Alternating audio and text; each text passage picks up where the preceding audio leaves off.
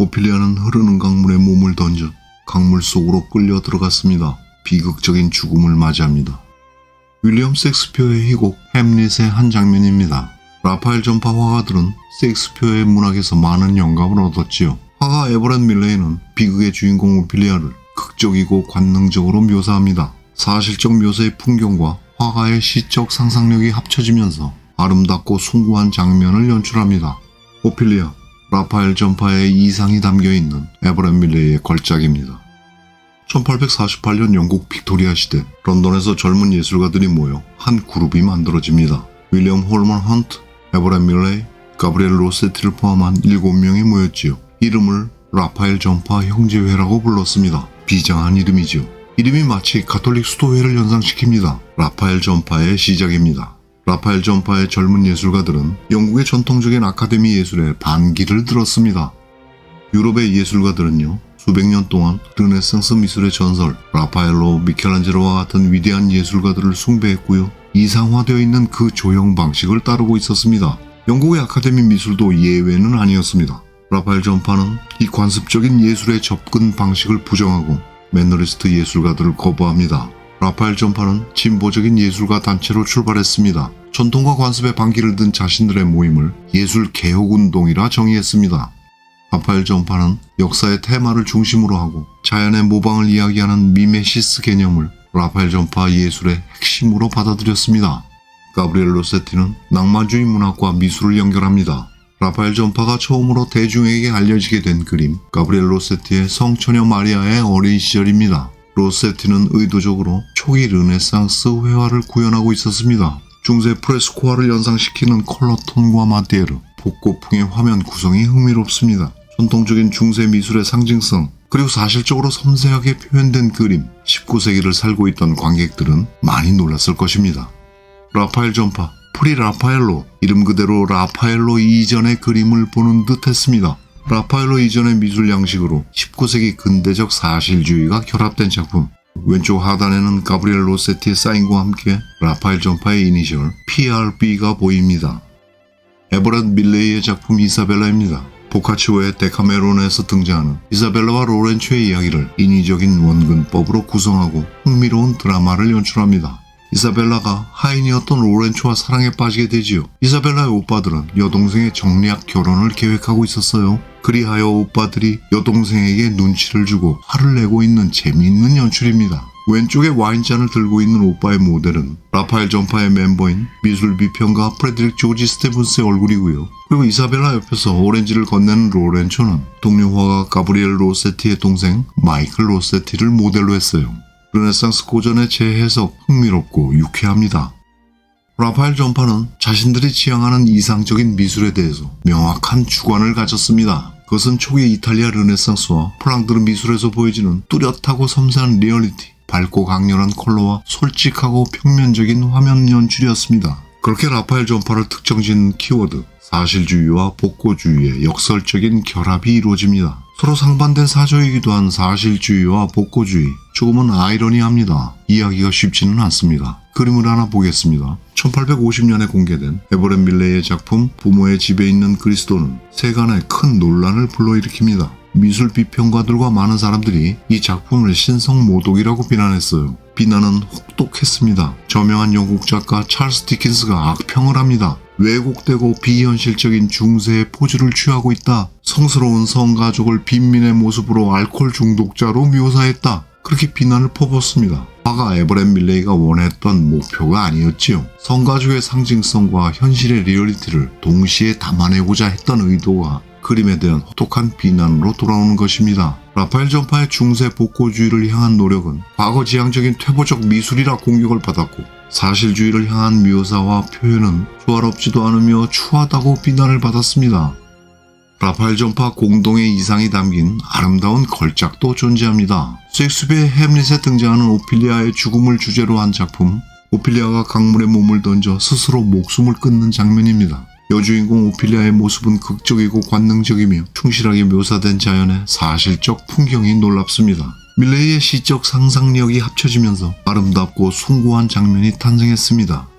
라파엘 전파는요, 중세의 예술 문화에 매료되면서 중세 예술에는 이후에는 사라져버린 영적이며 창조적인 미학이 존재한다고 믿었습니다. 좀 생각해보면 중세 미학에 대한 이러한 찬사는 자연에 대한 탐구와 세밀한 묘사를 중시하는 사실주의의 원칙과 충돌합니다.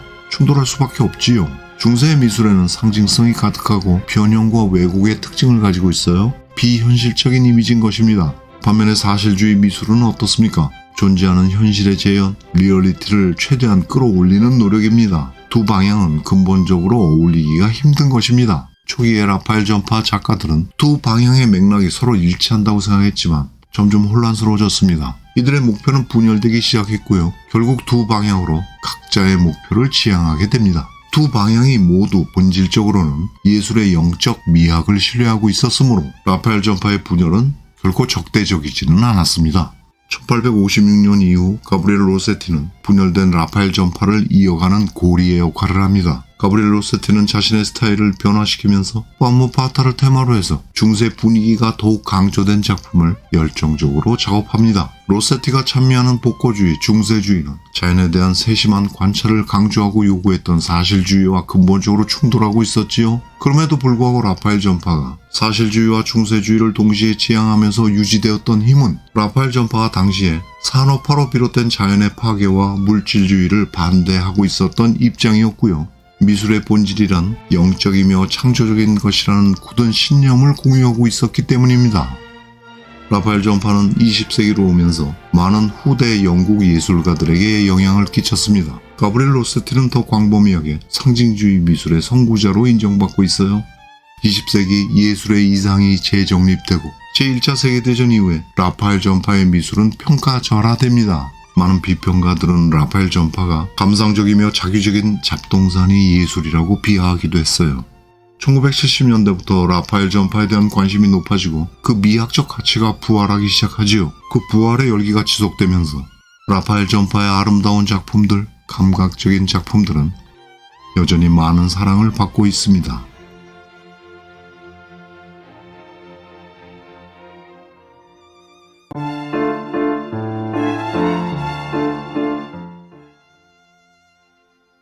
예쁘지만 유치하다, 속물스럽고 퇴폐적이다.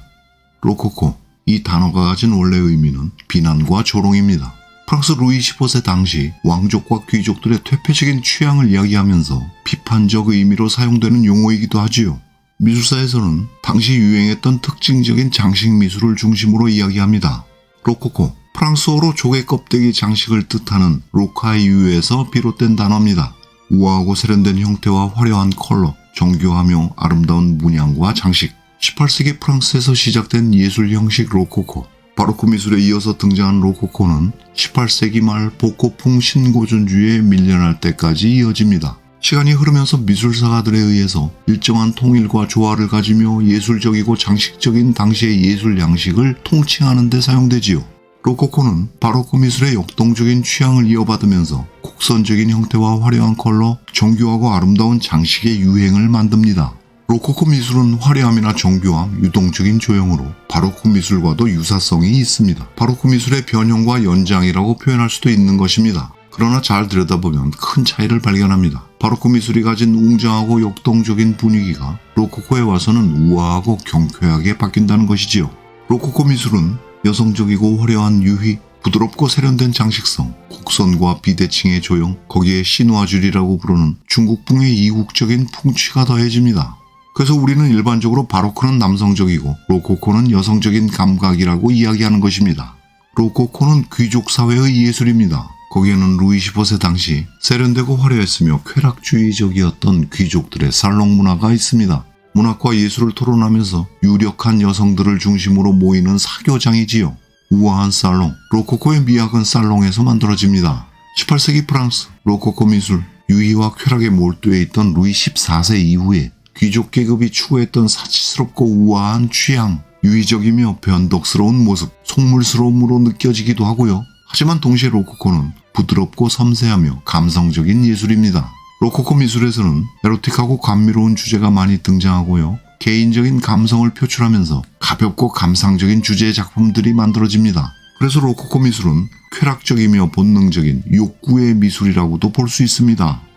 로코코 미술을 대표하는 화가 앙투안 와토의 작품 중에서 가장 유명한 키테라 섬의 순례입니다.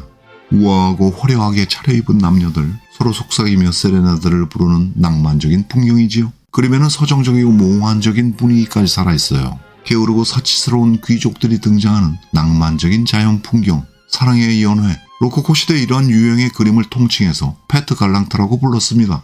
와토의 키테라 섬의 순례는 신화에서 비너스가 탄생했다고 전해오는 키테라 섬을 찾아간 젊은 귀족 남녀들의 사랑 이야기를 그린 것입니다. 소재나 구도는 단순하지만 하늘의 구름과 따사로운 햇살, 우거진 녹음의 컬러는 매력적입니다. 로코코는 르네상스 미술이나 바로크처럼 한 시대를 대표하는 강력한 미술사조라고 말하기는 어렵습니다. 바로크 낭만주의, 고전주의 등의 중심 미술사조와 부분적으로 영향을 주고받는 관계에 있었고요. 무엇보다도 유럽 전체가 아닌 프랑스에 국한된 예술 형식이라고 평가절하되는 것이지요. 로코코 미술은 억울한 면이 있습니다. 자율적이고 아름다운 미학적 가치에도 불구하고 흔히 실내 장식의 전반적인 개념으로 평가받기도 합니다. 로코코 미술은 18세기 중반부터 격렬한 비판을 받기 시작하지요. 이 시기는요, 계몽주의와 중산층의 청교도적 이상이 부상하던 때입니다. 로코코는 경박하고 엘리트주의적이며 지나치게 장식적일 뿐이라는 의문을 제기하고요. 비판적인 계몽주의자들과 중산층은 로코코를 퇴폐적이고 타락한 예술이라고 비난했어요. 1789년 프랑스 대혁명이 시작됩니다. 신고전주의 미술이 등장하지요. 윤리의 가치에 기반한 복고풍 신고전주의 이상이 자리를 잡습니다. 그리고 프랑스 혁명의 소용돌이와 함께 우아하고 섬세하고 관능적이었던 로코코의 감각은 한순간에 사라집니다. 프랑스 혁명과 나폴레옹의 시대가 지나고 유럽 전역이 정치적인 안정을 되찾게 되지요. 로코코 미술은 19세기 후반에 와서야 고유한 예술적 가치를 지닌 귀중한 예술 자산으로 인정받습니다. 그것은 자연스럽고 당연한 일이기도 합니다. 로코코 미술은 그 아름다운 장식성, 섬세한 감성의 미학으로 현대 미술에 이르기까지 쇠퇴하지 않았습니다. 로코코 미술에 대한 관심과 논란은 여전합니다. 로코코 미술을 이해한다는 것, 지배계급의 엘리트주의, 순수한 쾌락주의, 우리는 과연 로코코 미술을 떠올리면서 부정적인 시대의 이야기를 뒤로 하고 순수하게 예술적 가치로만 로코코 미술을 이해하고 감상할 수 있을까? 쉽지만은 않습니다. 그러나 로코코 미술의 그 아름다운 매력과 풍요로운 조형미, 감탄사가 절로 나오는 그 기술적인 퀄리티는 우리가 충분히 인정할 수 있습니다. 로코코는 결코 프랑스에 국한되지 않았습니다. 프랑스에서 전형적인 양식이 등장을 했고요. 유럽 전역에서 미국에 이르기까지 다양한 형태로 변화하고 발전하면서 현재에 이르렀다는 것을 인식하는 것이 중요합니다. 우리의 생활, 미술작품을 포함한 디자인과 공예, 우리 의식주 모든 곳에 로코코의 흔적이 살아있습니다. 로코코 미술, 당시에는 특권을 가진 소수의 예술이었지만 오늘날 로코코가 남긴 예술적 유산은 우리 모두가 즐기고 있습니다.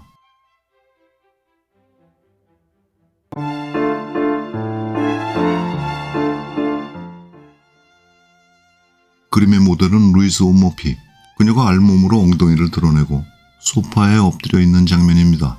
바닥에 떨어진 꽃 한 송이와 구겨져 있는 이부자리. 에로틱한 분위기지만 퇴폐적으로 느껴지기도 하는 그림이지요. 이 그림은 왕 루이 15세의 은밀한 혼외 정사를 이야기하고 있습니다. 프랑스와 부시의 그림 금빛 오달리스크입니다. 부시에는 당시 프랑스 귀족들의 탐욕스러운 속물적 취향을 자신의 작품을 통해서 적나라하게 드러냅니다. 부시의 작품은 밝고 경쾌하며 화려하고 에로틱하지요. 화가 부시에도 귀족들의 유행과 취향을 즐겼다고 합니다. 부시의 그림, 탄미적이고 에로틱한 향기가 가득합니다.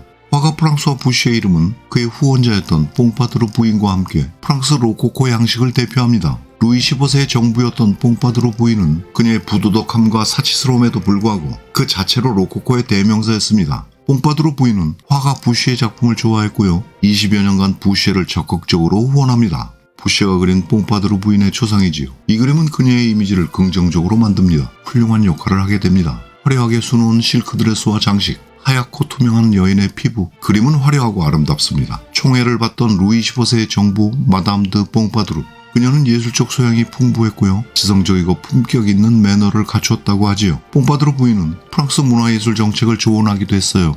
초상화에서 부인의 손에는 책이 쥐어져 있습니다. 문학에 대한 열정과 고상함도 보이지요. 그리고 그림은 여인의 젊음과 관능적인 아름다움을 강조합니다. 화가 부시에가 포착하는 순간적인 동작과 표정, 뛰어난 표현력. 부시의 그림은 근심 걱정 없는 세상, 아름다운 세상입니다. 화려한 장식들과 함께 그림 배경에는요, 도자기를 비롯한 중국풍의 이미지를 등장시키면서 마담 뽕파두르의 판타지를 창조합니다. 뽕파두르 부인은 18세기 프랑스에서 가장 영향력 있는 여성이었어요. 로코코 미술의 확산에도 그녀의 살롱 문화가 큰 역할을 했습니다. 부쉐가 세상을 떠난 후에 프랑스 대혁명을 거치면서 등장하는 미술사조 신고전주의가 자리를 잡게 됩니다. 신고전주의 미술의 대표화가 자크로이 다비드와 그의 추종자들은 로코코를 풍미했던 화가 부쉐를 조롱하고 비난합니다. 그 사람들에게 화가 부쉐는 퇴폐적인 그림을 남긴 부역자에 불과했습니다. 로코코 미술, 그렇습니다. 부쉐의 그림에서 진실이나 정의를 찾기는 어렵습니다. 그러나 부쉐의 그림에서 쉽게 눈을 떼기도 쉽지 않습니다. 이유는 간단합니다. 아름답고 매혹적이기 때문이지요. 부쉐에 앞서서 로코코 미술을 대표했던 화가 앙뚜안 와토의 작품 키테라 섬의 순례, 사치스럽고 게으른 귀족들이 등장하는 낭만적인 풍경, 사랑의 연애를 뜻하는 말, 페트 갈랑트라고 불렀습니다. 앙뚜안 와토가 시작한 장르이기도 합니다. 와토는 낭만적인 그림을 그립니다. 그림 속에 등장하는 인물들의 행복한 모습, 그 연극적인 화려한 분위기 속에서는 덧없는 삶에 대한 슬픔과 애착이 묻어나옵니다. 낭만적이고 감성적인 매력을 가진 와토의 그림, 가끔씩 우울하게 보이기도 합니다. 게르생의 간판은 와토가 남긴 마지막 걸작입니다. 게르생의 간판, 와토의 그림 속 미술관. 그 미술관 속의 그림들이 많은 이야기를 품고 있지요. 파리의 거리와 미술관이 하나가 되는 풍경, 매력적인 드라마입니다. 그림 속의 그림들, 예술과 환상에 대한 와토의 명상이기도 하지요. 평소 건강이 안 좋았던 와토는 37살에 이른 나이에 세상을 떠나게 됩니다. 프랑스 대혁명이 일어나고 사람들은 와토의 작품에 오물과 빵조각을 던지면서 조롱을 하지요. 혁명의 소용돌이, 와토의 아름다운 걸작들도 인정받지는 못했습니다. 그림의 아래쪽, 어두운 덤불에 숨어있는 젊은 남자가 있어요. 남자는 귀족의 모습을 하고 있어요. 밝은 빛을 품에 안고 그네를 타고 있는 여인, 그 여인의 치마 속을 들여다보고 있습니다. 우습고도 유치한 장면이지요. 그림 왼쪽에 큐피드 조각상이 입술에 손가락을 대고 있어요. 은밀하고도 선정적인 그림 내용을 설명하고 있습니다. 프라고나르의 대표작 더 스윙, 그네입니다.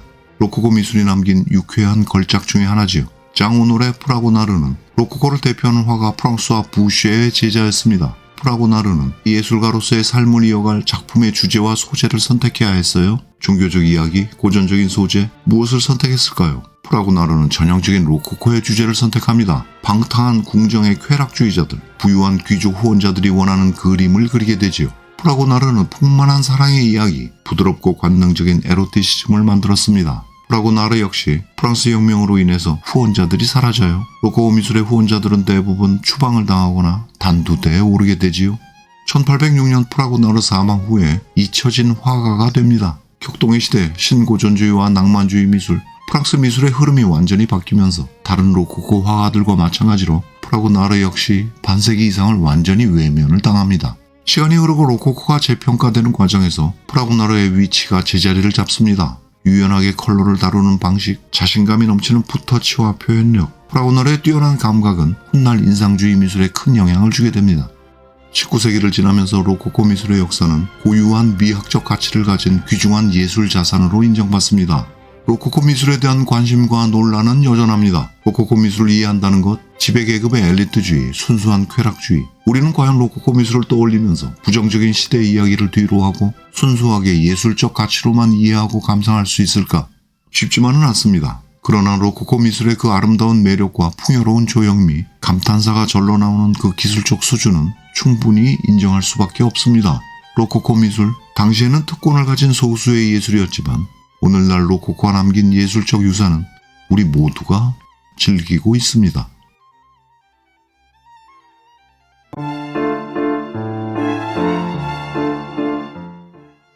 아마도 이 순간의 관객들은 발레리나에게 박수를 보내고 있을지도 모릅니다. 무대 위에는 눈부신 조명이 그녀를 비추고 있습니다. 우아하고 아름다운 균형을 잡고 있는 발레리나. 꽃이 달린 하얀 드레스, 머리 위에 왕관, 홍조 띤 얼굴. 그녀의 발레 공연은 달콤하게 성공한 듯합니다. 어쩌면 이 순간이 그녀가 하늘의 별처럼 스타가 되는 순간이겠지요. 왼쪽의 커튼 뒤에 검은색 남자의 실루엣이 보입니다. 왠지 불길한 느낌이 앞서지요. 이 남자는 그녀의 공연이 끝나기를 기다리고 있어요. 남자는 이 어린 발레리나의 후원자입니다. 드가의 그림, 격렬한 붓질의 무대 커튼과 위협적인 형태가 아름다운 발레리나와 공존하고 있습니다. 이 격렬한 터치가 그녀를 짓누르고 있어요. 그녀는 눈을 감고 행복에 잠기며 춤을 추었습니다. 그러나 피할 수 없는 절망적인 현실이 그녀의 뒤에 숨어 있습니다. 드가 특유의 리얼리즘, 감추어진 현실이지요.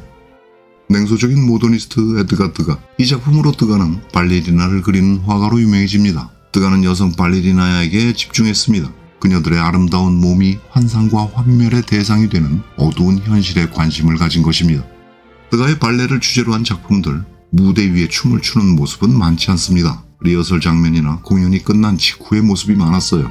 당시 파리 오페라 하우스에 부설되어 있던 발레 스쿨에는 10대 초반의 소녀들이 춤을 배우고 있었습니다. 소녀들의 환경, 대부분 가난한 노동자 집안이었어요. 그리고 오페라 하우스에 부유한 남성 고객들은 이 소녀들을 공연 전후로 따로 만나고는 했었지요. 그 만남이 매춘으로 이어지는 것입니다. 스타에서 주인공 소녀는 비현실적인 아름다움을 가진 선망의 대상이면서 동시에 검은 옷의 남자가 암시하고 있는 우울한 현실, 환멸의 세계로 들어가는 것입니다.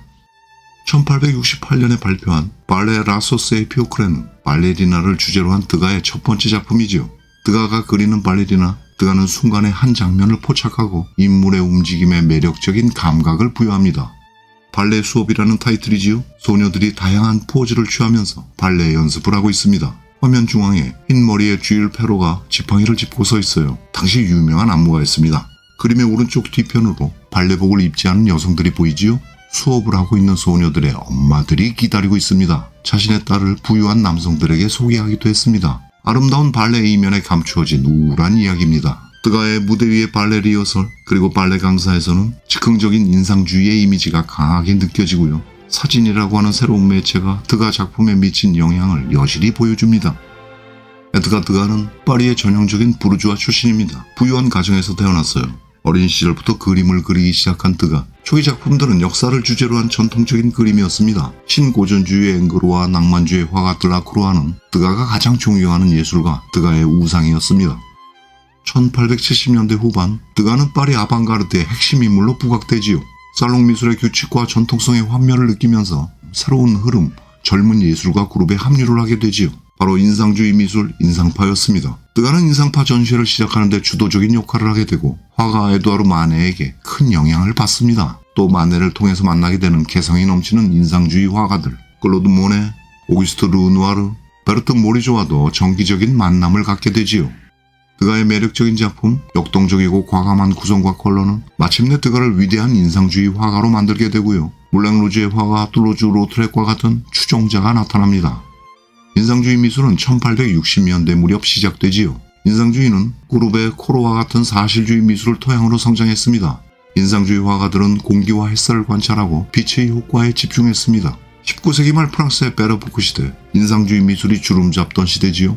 드가는 인상주의의 창시자로 평가받고 있기는 하지만 드가 스스로는 사실주의 화가로 불리기를 원했어요.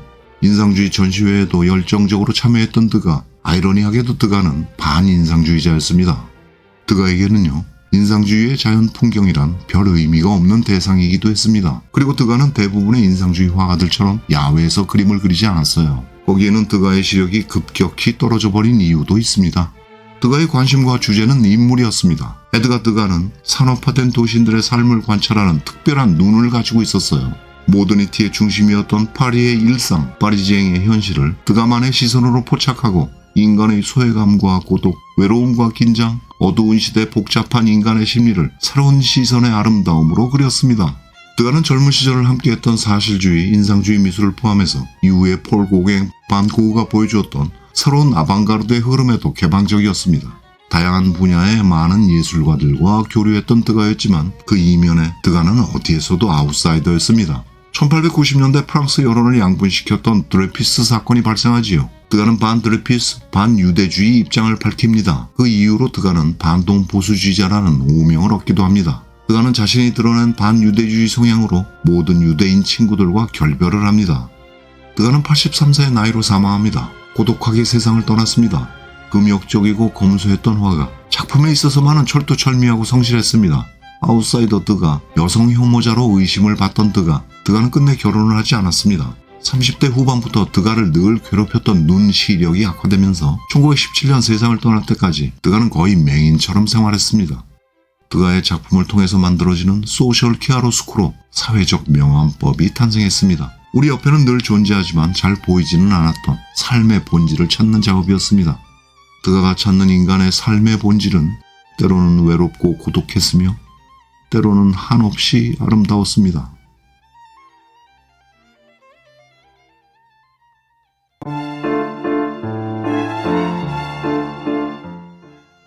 그림은 연극적입니다. 어둠 속에서 불빛 조명을 사이에 둔 두 사람, 어둠 속에 서 있는 남자, 옷이 흘러내린 여인과의 묘한 대비가 분위기는 모호하지만 긴장감이 가득합니다. 위협적이고 불길하지요. 이 작품은 에드가 드가의 작품 중에서 가장 수수께끼로 남아있습니다. 그림은 제목조차도 불확실합니다. 드가는 사람들에게 이 그림의 제목을 신뢰라고도 했고요. 강간이라고도 이야기했습니다.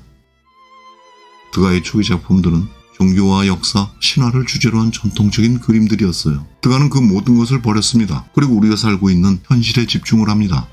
드가 작품의 주된 모티브는 19세기 말 파리, 드가가 살고 있는 시대의 서사, 파리지앵의 삶을 이야기하지요.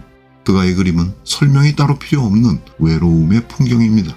군중 속에서 개인은 고독합니다. 독한 술 압생트를 한 잔 앞에 두고 나란히 앉아있는 남녀의 모습은 한없이 무기력해 보이지요. 대화도 없습니다. 화면을 가득 채우고 있는 탁자가 남자와 여자 두 인물을 고독한 현실에 가둬버립니다. 드가 초기에 걸작 벨렐리 가족입니다.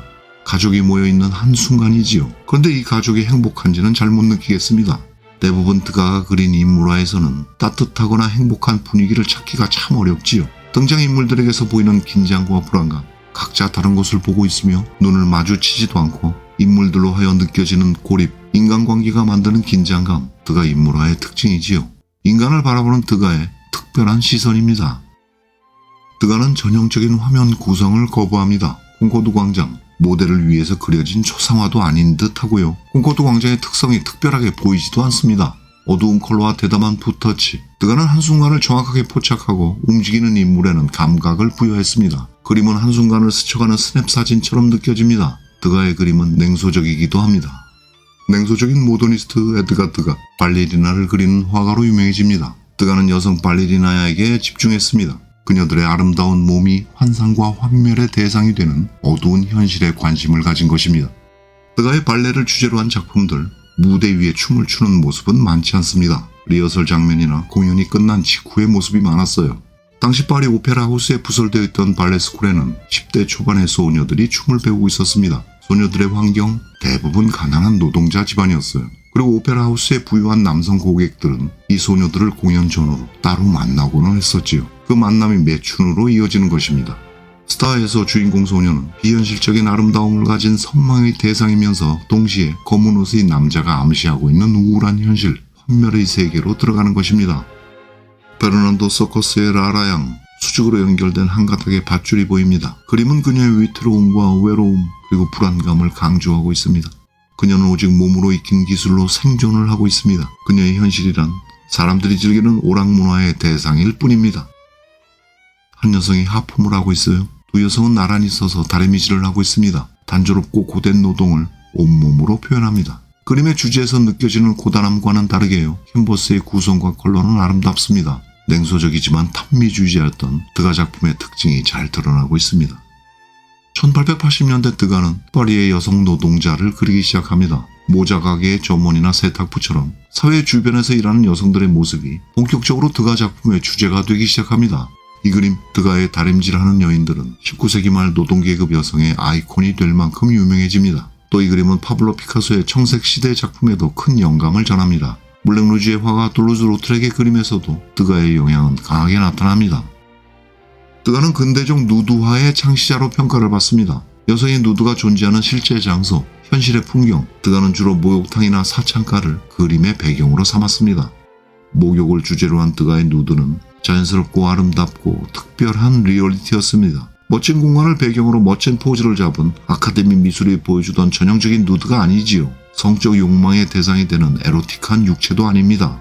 드가가 그리는 누드는 우리의 주변, 현실 속에 존재하는 몸이었습니다. 드가의 누드는 여성의 사적인 세계를 이야기하지요. 그 이후로 드가의 누드가 관음증의 표현이라고 하는 부정적인 시선도 존재합니다. 과연 그럴까요? 우울하고 고단한 현실 장면에서 보여지는 에드가 드가의 그림은 시적이며 그 자체로 아름답습니다. 드가의 작품을 통해서 소셜 키아로스쿠로 사회적 명암법이 탄생했습니다. 우리 옆에는 늘 존재했지만 잘 보이지는 않았던 삶의 본질을 찾는 작업이었습니다. 드가가 찾는 인간의 삶의 본질은 때로는 외롭고 고독했으며 때로는 한없이 아름다웠습니다.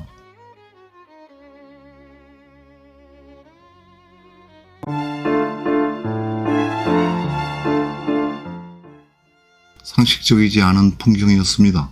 나체의 여성이 멋쟁이로 차려입은 두 남자와 아무렇지도 않게 점심 식사를 하고 있는 모습이지요. 그녀의 몸이 하얗게 빛나고 있습니다. 그림을 보는 관객을 응시하고 있어요. 그들 앞으로 정물화처럼 놓여져 있는 여인의 옷과 과일 바구니, 둥근 빵 한 덩어리. 배경에는 앉아있는 세 인물에 비해 조금 크게 그려진 듯한 한 여인이 강가에서 목욕을 하고 있습니다. 어색합니다. 일부분 미완성처럼 보이는 만해의 그림, 사람들에게 익숙한 고전적이고 매끄러운 인물 묘사하고는 전혀 다른 느낌입니다. 그림은 당시 파리 외곽의 큰 공원, 볼로뉴 숲에 만연하고 있었던 매춘을 이야기하고 있는 것입니다. 이 매춘이 파리에서는 일반적이었는지 모르겠지만 예술가가 대형 캔버스에 표현할 만한 주제는 아니었지요. 그림에 비난이 쏟아지고 논란에 휩싸이고 1863년 살롱에서 전시가 거부됩니다. 관객들과 평론가들이 모두 이 그림을 보면서 불편해하거나 모욕적으로 느낀 이유가 무엇일까요? 만해의 대표작 올랭피아를 같이 보겠습니다. 올랭피아의 몸과 시선은 당당합니다. 올랭피아는 파리의 매춘부입니다. 자신감이 넘치는 매춘부에 대한 만해의 독특하고 솔직한 묘사는 1865년 파리 살롱에서 전시됐을 때 사람들에게 또 큰 충격을 주며 큰 논란을 불러일으킵니다. 논란은 앞선 작품 풀바디의 점심 식사보다도 심각했습니다. 부도덕하다, 저속하다, 비평가들과 대중 모두가 작품을 비난했어요. 올랭피아의 머리에 있는 난초꽃과 팔찌, 진주 귀걸이, 오른쪽에 곧게 선 검은 고양이, 그림은 관능적인 분위기를 강조하고 있습니다. 그녀의 손은 중요한 부분을 감추고 있지만 품격이나 수줍음과는 거리가 먼 느낌이죠. 지금 그녀가 바라보고 있는 상대, 고객인가요? 그림을 바라보는 우리가 고객이 되고 있는 것인가요? 그림은 사람들을 불편하게 만들었습니다. 올랭피아, 르네상스의 거장 티치아노의 작품 우르비노의 비누스에서 영감을 받은 작품이지요. 만해는 티치아노의 그림에 있던 작은 개를 난잡한 섹슈얼리티의 상징인 검은 고양이로 대체했습니다. 고양이의 흥분된 자세는 도발적입니다. 프랑스어로 암고양이, 샤트는 여성 생식기를 뜻하는 속어이기도 합니다. 올랭피아는 중간 톤을 제거한 조명과 컬러로 그림의 깊이가 줄어들었습니다. 그림은 평면적입니다. 또한 이 거대한 캔버스의 크기는 많은 경우 역사적 사건이나 신화를 주제로 한 이야기에 사용되었지요. 풀바디의 점심 식사도 대형 캔버스에 그려진 일상의 모습이지요. 현실의 이야기, 평범한 주제임에도 불구하고 큰 사이즈의 캔버스를 택했습니다. 의도적이었어요. 결과적으로 그림은 당시의 관행을 완전히 벗어납니다. 만해의 그림은 여러 가지로 아카데미적 전통에서 벗어나고 있는 것이지요. 여성과 남성, 벌거벗은 인물과 옷을 입은 인물, 그림은 남성과 여성 사이에 명확한 사회적 차이를 만들고 있습니다. 관객은 옷을 벗고 있는 여인의 시선에 대해 명확한 의미를 알 수 없습니다. 이 그림은 르네상스의 전설 라파엘로의 그림 파리스의 심판에서 영감을 받았다고 하지요. 라파엘로는 보수적인 화가들에게 존경받는 예술가였어요. 풀바디의 점심 식사는 여러 면에서 도전적인 그림입니다. 만해는 위대한 라파엘로의 그림, 신화적인 장면을 속물스러워 보이는 파리지행의 모습으로 바꿔버린 것입니다. 그렇게 만해의 그림은 도전적이었어요. 그림은 계속 사람들을 불편하게 만듭니다. 그리고 이 작품은 화가 만해를 솔직하며 도전적인 유명인사로 만들게 됩니다. 올랭피아에는 흑인 하녀가 등장합니다. 백인 올랭피아의 이미지와 강렬한 대비를 이루면서 그림은 19세기의 흑인들이 등장하는 미술 작품에서 흔하게 보이는 인종차별적 고정관념이 엿보입니다. 올랭피아의 시선은 남성 중심 사회에 대한 저항으로 언급되기도 하지만 흑인 하녀의 시선은 무시됩니다. 그녀는 그냥 그림 배경의 일부일 뿐입니다. 거대한 캔버스에 누운 매춘부, 불편하고도 놀라운 그림이었습니다. 전형적인 미학적 기준으로 미뤄볼 때 올랭피아의 몸은 이상적이지도 않습니다. 평범한 몸에 가깝지요. 말 그대로 인간적입니다. 어쩌면 그 이유로 그림은 더 외설적으로 느껴질 수도 있습니다.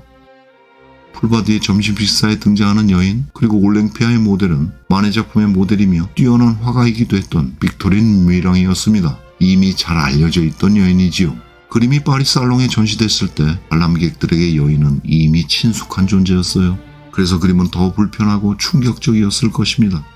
풀바디의 점심 식사, 그리고 올랭피아, 당시 프랑스 사회의 여성과 매춘의 문제를 제기합니다. 풀바디의 점심 식사, 올랭피아가 당시에는 논란의 작품이었지만 프랑스 아방가르드 예술가들에게 열렬한 지지를 받습니다. 1883년 만해는 파리에서 세상을 떠납니다. 전통적인 기준에서 벗어난 마네의 작품들은 비평가들에게 가혹한 비난을 받고는 했습니다. 그러나 마네는 흔들리지 않았어요. 마네는 계산적인 원근법에 매이지 않았고요. 시각적 효과, 감동을 향한 순수한 미적 즐거움을 찾았습니다. 마네의 걸작들은 역사적인 주제와 신화에 가리워져 있었던 파리의 이야기, 도시생활의 단편이었습니다. 마네는 현대미술의 시작을 알렸습니다. 시간이 흐르면서 미술사학자들은 마네를 이야기하며 모더니즘의 아버지라 부르기 시작했습니다.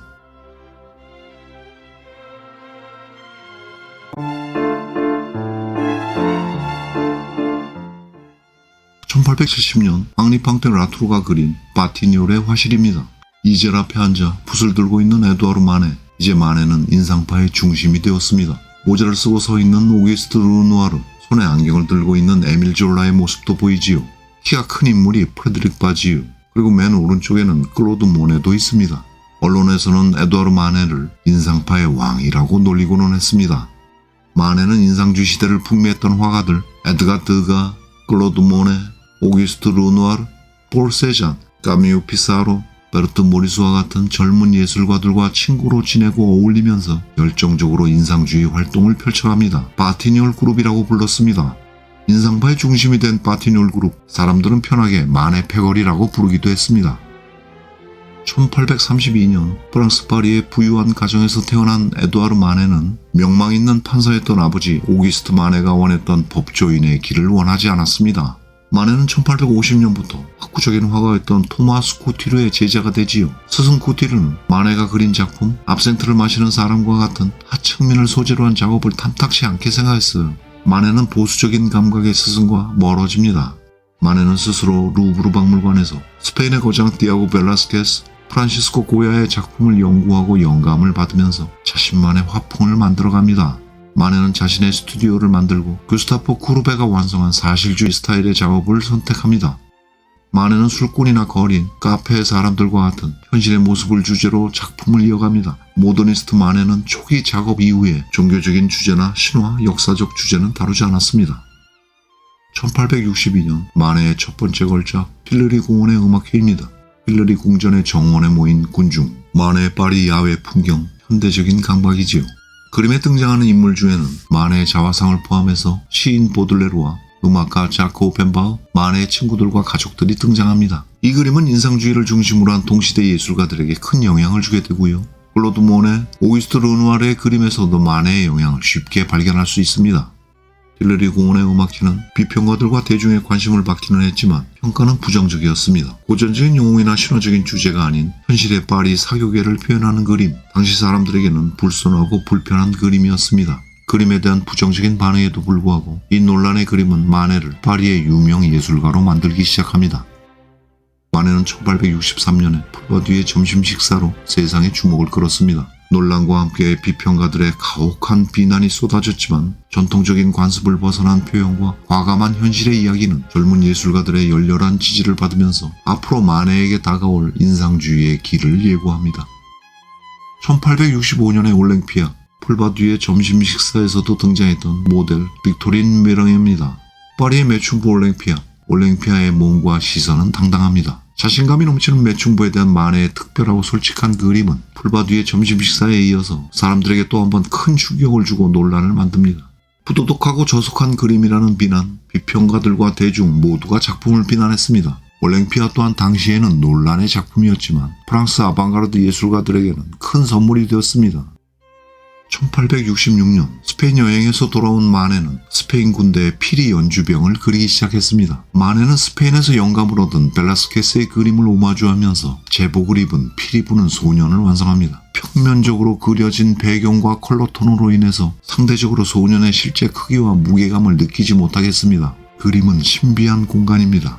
특별합니다. 대담하게 인물이 강조되고 있습니다. 자켓에서 신발까지 선명한 블랙과 붉은색 바지, 흰색의 스트랩, 그림은 평면적이지만 견고하고 생동감이 넘치고 있습니다. 막시밀리안 황제의 처형, 마네는 1867년부터 3년에 걸쳐서 단명한 멕시코의 막시밀리안 1세 황제의 총사령 총 4점을 작업합니다. 프란시스코 고야의 작품 1808년 5월 3일에 영향을 받으면서 시작한 작품이지요. 1864년 멕시코를 점령한 나폴레옹 3세가 멕시코의 군사력을 개입하기 위해서 막시밀리안 대공을 황제로 추대하지요. 멕시코에서 내전이 계속되면서 프랑스군을 철수시키기로 합니다. 황제 막시밀리안은 정치적 계략으로 인해 꼭두각시 황제에 불과했고요. 황제의 존재가 불편했던 프랑스는 막시밀리안과 2명의 장군을 군법회의에 회부해서 함께 처형합니다. 총의 상태를 확인하고 있는 오른쪽 병사가 보이지요. 병사에게서는 어떠한 긴장감이나 죄책감도 찾아볼 수 없습니다. 조금 더 관찰해보면 병사는 나폴레옹 3세의 패러디입니다. 나폴레옹 3세가 죽인 것이라고 하는 진실을 그림이 암시하고 있습니다. 당연히 이 그림은 나폴레옹 3세의 통치기간 동안 파리에서는 전시가 금지됐지요. 1873년에 완성한 철도, 도시 파리의 풍경입니다. 동료 화가이면서 모델이었던 빅토린 뮤랑이 등장하지요. 근대성이 강조된 풍경, 기차에서 뿜어져 나오는 증기와 철제 난간이 여성의 시선을 압도하고 있습니다. 마네는 관습에서 벗어난 독특한 구성을 보여줍니다. 카페 콘서트, 사회 변두리의 여성들이 부유해 보이는 신사들과 어울리고 있습니다. 사람들이 맥주를 마시면서 음악을 듣거나 수다를 떨고 있는 장면. 마네의 카페 풍경은 19세기 파리의 사교 생활에 대한 관찰입니다. 에두아르 마네의 마지막 걸작 폴리 베르제르의 술집. 파리의 상류층 인사들이 많이 찾는 술집 폴리 베르제르. 거울에 비추어지고 있는 흥겨운 술집의 분위기와는 대조적으로 우울한 표정의 젊은 여성 종업원에게서는 삶의 불안과 고독이 가득합니다. 파리를 사랑했으며 파리지앵의 삶을 이야기했던 마네는 폴리제르의 술집을 마지막으로 삶을 마감하지요. 1883년 마네는 파리에서 세상을 떠납니다. 전통적인 기준에서 벗어난 마네의 작품들은 비평가들에게 가혹한 비난을 받고는 했습니다. 그러나 마네는 흔들리지 않았어요. 마네는 계산적인 원근법에 매이지 않았고요. 시각적 효과, 감동을 향한 순수한 미적 즐거움을 찾았습니다. 마네의 걸작들은 역사적인 주제와 신화에 가리워져 있었던 파리의 이야기, 도시생활의 단편이었습니다. 마네는 현대미술의 시작을 알렸습니다. 시간이 흐르면서 미술사학자들은 마네를 이야기하며 모더니즘의 아버지라 부르기 시작했습니다.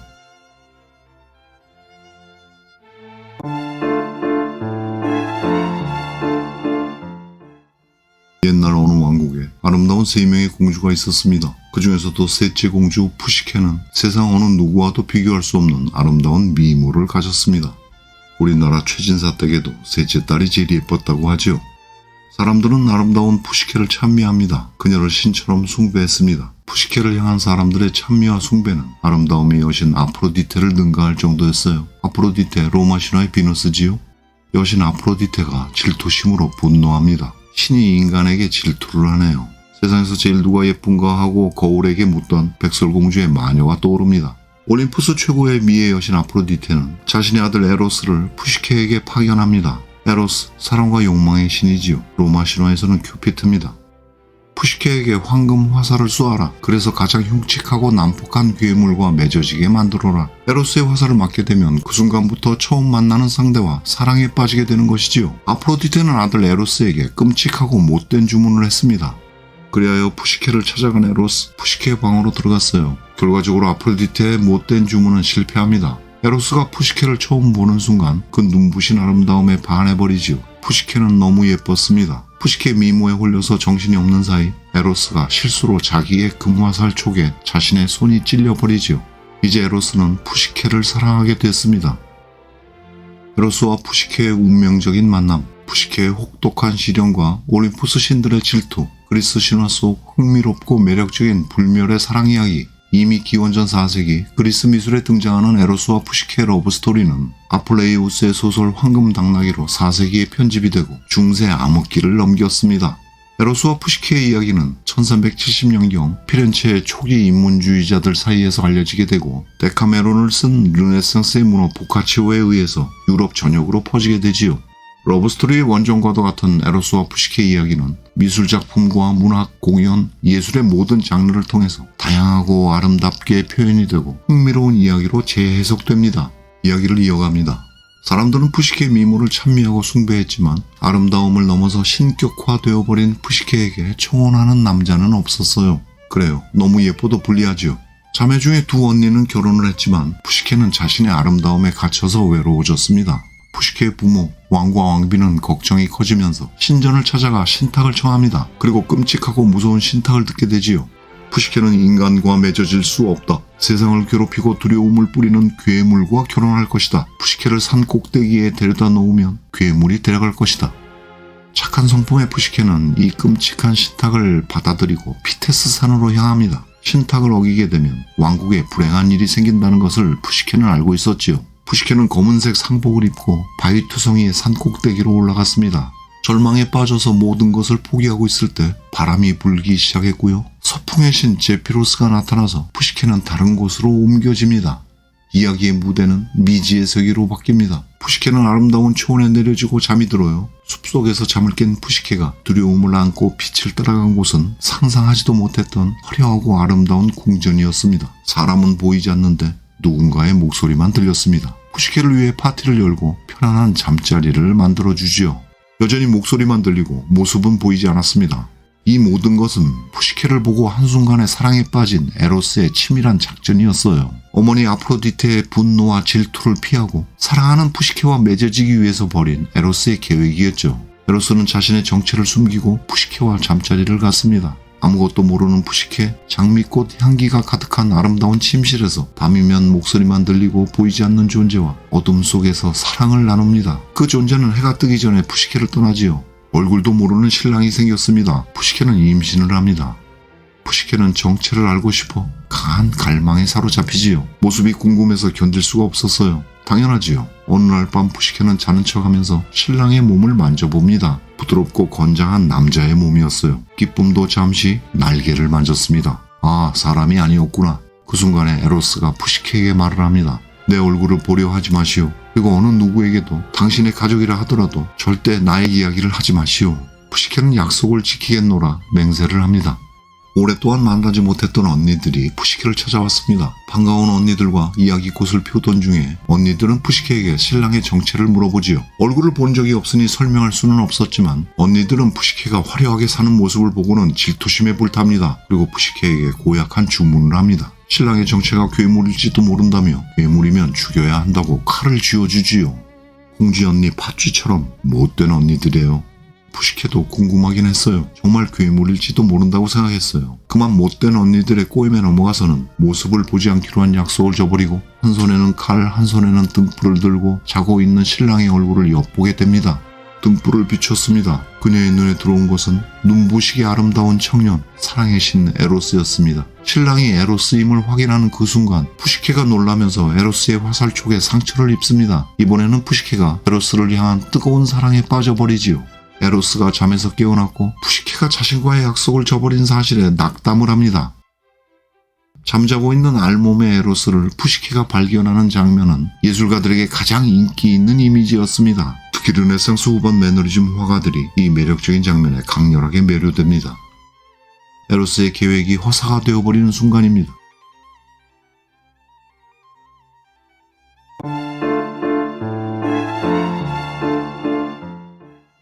푸시케는 못된 언니들의 꼬임에 넘어와서 약속을 저버리고 자고 있는 신랑의 얼굴을 엿보게 됩니다. 그녀의 눈에 들어온 것은 눈부시게 아름다운 청년, 사랑의 신 에로스였지요. 푸시케가 놀라면서 에로스의 화살촉에 상처를 입고 에로스를 향한 뜨거운 사랑에 빠져버립니다. 잠에서 깨어난 에로스가 푸시케가 자신과의 약속을 저버린 사실에 낙담을 합니다. 에로스의 계획이 허사가 되어버리는 순간입니다. 분노에 가득 찬 에로스의 어머니 아프로디테 모르게 아이를 먼저 낳고 아프로디테를 찾아가서 결혼을 허락받으려고 했던 것이었지요. 배신감에 괴로워하던 에로스가 푸시케를 떠나버립니다. 한순간에 모든 것이 신기루로 변하지요. 아름다운 궁전은 사라져버리고 푸시케는 강둑에 홀로 남겨집니다.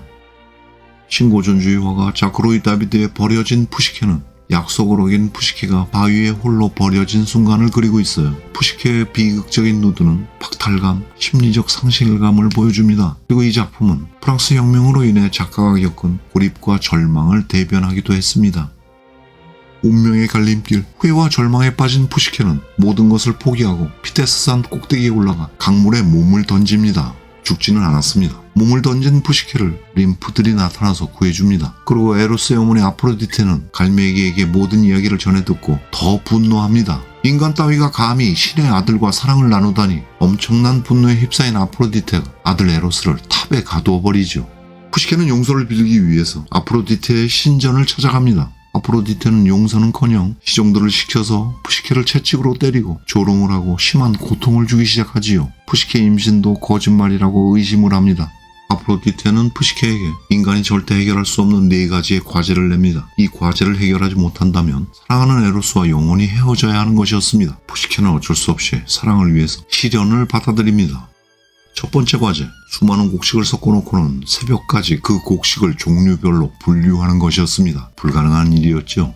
괴로워하던 푸시케에게 개미들이 나타나지요. 푸시케를 불쌍히 여긴 개미들이 곡식을 분류해주고 첫 번째 임무를 완수합니다. 착한 일을 도와주러 나타나는 동물들, 우리 전래 동화에서도 많이 등장하는 모티브지요. 두 번째 과제는 사람을 잡아먹는 난폭한 황금양의 황금털을 뽑아보라고 합니다. 근데 이번에는 갈대들의 도움을 받아서 해결을 하지요. 세 번째 과제는 폭포 위쪽에 검은 물을 떠오라고 하는 과제였습니다. 지켜보고 있던 신제우스가 푸시케를 불쌍히 여겨서 독수리를 보내 물을 떠오게 합니다. 그렇게 3가지의 과제를 완수하고 1가지가 남았습니다. 마지막 4번째 과제는 저승세계로 가서 저승을 지배하는 하데스의 부인 페르세포네에게 아름다움이 담겨있는 상자를 받아오라는 것이었습니다. 저승세계로 간다는 것, 죽어야만 갈 수 있는 곳이죠. 죽어야지요. 푸시케는 높은 탑으로 올라갔어요. 저승으로 가기 위해 뛰어내리려는 것이지요. 예술작품 속의 푸시케는 나비의 날개를 단 모습으로 자주 등장을 합니다. 나비의 속성으로 인해 영혼의 상징으로 여겨지고는 하지만 신화 속의 텍스트는 그녀가 날개를 가지고 있거나 날개를 얻었다는 이야기는 없습니다. 그렇게 별개로 도상학적 전통이 존재하고요. 자연스럽게 예술작품 표현에 영향을 미치게 되는 것입니다. 그 순간 갑자기 탑이 말을 합니다. 뛰어내리면 안 돼. 죽으면 안 돼, 푸시케. 그리고는 저승세계로 찾아가는 방법을 알려줍니다. 탑은 푸시케에게 3가지의 엄중한 경고를 하지요. 누가 부르건 무엇을 하고 있건 뒤돌아보지 말라는 것, 누가 무엇을 먹으라고 해도 절대 먹지 말라는 것, 그리고 페르세포네에게 받은 상자를 절대 열어보지 말라는 것, 이 3가지의 경고였습니다. 푸시케는 페르세포네가 주는 석류도 먹지 않았고요. 자신을 애타게 부르는 가족의 목소리에도 뒤돌아보지 않았습니다. 푸시케의 각오는 대단했습니다. 그런데 마지막 유혹을 이기지 못합니다. 아름다움이 담긴 상자. 아름다움은 어떻게 생겼을까? 이 위험한 호기심에 압도당한 푸시케가 상자를 열고 말았습니다.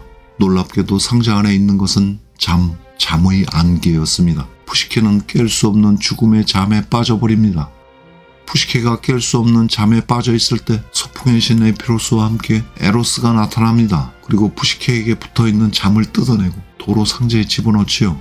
에로스는 사랑의 진심을 담은 눈물과 함께 부활의 키스로 푸시케를 깨웁니다. 푸시케를 향한 에로스의 심폐소생술, 결정적 장면입니다. 잠자는 미녀를 깨우는 방법은 키스밖에 없습니다. 자, 아프로디테가 낸 모든 과제를 완수했습니다. 에로스는 제우스를 찾아가 푸시케와 함께 올림푸스에서 살게 해달라고 호소를 합니다. 마침내 어머니 아프로디테도 에로스와 푸시케의 결혼을 허락하지요. 영혼의 여신이 된 푸시케는 사랑의 신 에로스와 결혼을 하게 되고 신들의 세계인 올림푸스에서 축복을 받으며 행복하게 살게 되었습니다. 예쁜 딸도 낳았지요.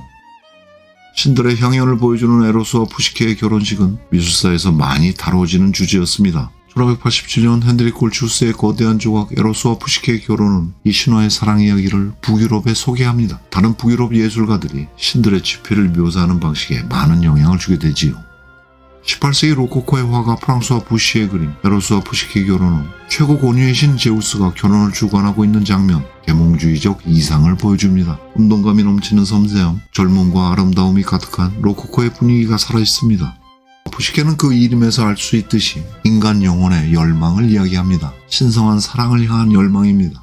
이 사랑 이야기를 종교적으로 해석하거나 철학적 우화로 해석하려는 노력도 흥미로운 부분입니다. 유쾌한 서사의 마무리, 사랑과 결혼을 방해하고 즐기던 불량한 신 에로스가 방탕한 자에서 헌신적인 남편으로 바뀌게 되는 해피엔딩이지요. 갈등이 해결되고 행복한 결혼으로 마무리되는 이 그리스 신화의 로맨스, 수많은 시련을 극복하고 마침내 사랑을 이루게 되는 에로스와 푸시케. 러브스토리 클리셰의 원전을 만났습니다.